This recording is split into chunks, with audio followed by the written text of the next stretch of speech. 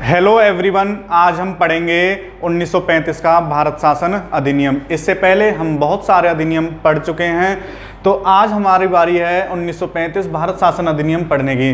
तो 1935 का भारत शासन अधिनियम, हम जानते हैं कि जो आज का संविधान है उसमें सबसे ज़्यादा जो पार्ट लिया गया है वो इसी अधिनियम से लिया गया है।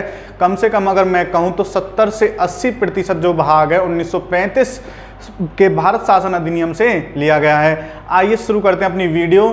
तो जो सबसे पहले जो बात हुई इस 1935 के भारत शासन अधिनियम में, वो क्या हुआ, इसमें क्या थे, 321 अनुच्छेद थे और 10 अनुसूचियां थी। तो इंपॉर्टेंट क्वेश्चन है अपने आप में, कितनी अनुच्छेद थे, 321 अनुच्छेद थे और कितनी अनुसूचियां थी, 10 अनुसूचियां थी। अगर आज के संविधान की बात करें तो आज के संविधान में 395 तो अनुच्छेद हैं और 12 अनुसूचियां हैं।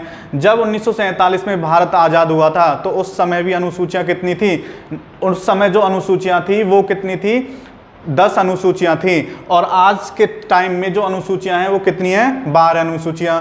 तो जब भारत शासन अधिनियम आया 1935 का, उस समय 321 अनुच्छेद थे और इन्हीं अनुच्छेदों को या तो एज इट इज ही रख दिया गया और या फिर इनमें कुछ परिवर्तन किया गया। जो आज का हमारा संविधान लागू हुआ है वो बनाया गया है। तो इसमें से ज़्यादातर जो पार्ट है इसी भारत शासन अधिनियम का लिया गया है। नेक्स्ट देखो, नेक्स्ट क्या है, इसमें प्रस्तावना का अभाव था। यानी कि जो प्रस्तावना आज के संविधान की अगर हम बात करें उसमें प्रस्तावना दी गई है और वो प्रस्तावना 42वें संविधान संशोधन के द्वारा जोड़ी गई थी, जवाहरलाल नेहरू के द्वारा, और 1976 ईस्वी में। परंतु 1935 के भारत शासन अधिनियम में इस प्रस्तावना का अभाव था। नेक्स्ट देखो, इसमें इसके द्वारा भारत शासन अधिनियम 1858 को समाप्त कर दिया गया। यानी कि जितने भी रूल भारत शासन अधिनियम 1858 में बने थे उन्हें समाप्त कर दिया गया। अब से नए रूल बनाए गए और उन रूलों को भारत शासन अधिनियम का नाम दिया गया और आगे 1947 तक यही रूल चलते हैं। नेक्स्ट देखो, नेक्स्ट क्या हुआ, इस अधिनियम के द्वारा वर्मा को, इंपोर्टेंट है, वर्मा को ब्रिटिश भारत से पृथक कर दिया गया। यानी कि वर्मा को एक अलग प्रांत बना दिया गया और ब्रिटिश भारत से अलग कर दिया गया। और इस अधिनियम के द्वारा 2 नए प्रांत, सिंध और उड़ीसा का भी निर्माण किया गया। नेक्स्ट देखो, नेक्स्ट इसमें इंपोर्टेंट काम हुआ, लगभग 10% जनसंख्या को मताधिकार प्रदान किया गया। इससे पहले भारतीयों को मत का अधिकार तो मिल गया था, परंतु कुछ ही लोगों को, सीमित लोगों के पास ही मत का अधिकार था। लेकिन 1935 के भारत शासन अधिनियम के द्वारा लगभग 10% जनसंख्या को मताधिकार प्रदान किया गया। नेक्स्ट देखो, नेक्स्ट क्या है, यहाँ पे देश की मुद्रा और साख पर नियंत्रण के लिए भारतीय रिजर्व बैंक की स्थापना की गई।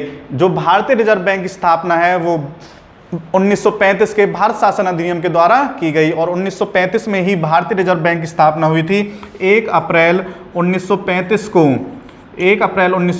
को भारतीय रिजर्व बैंक की स्थापना हुई।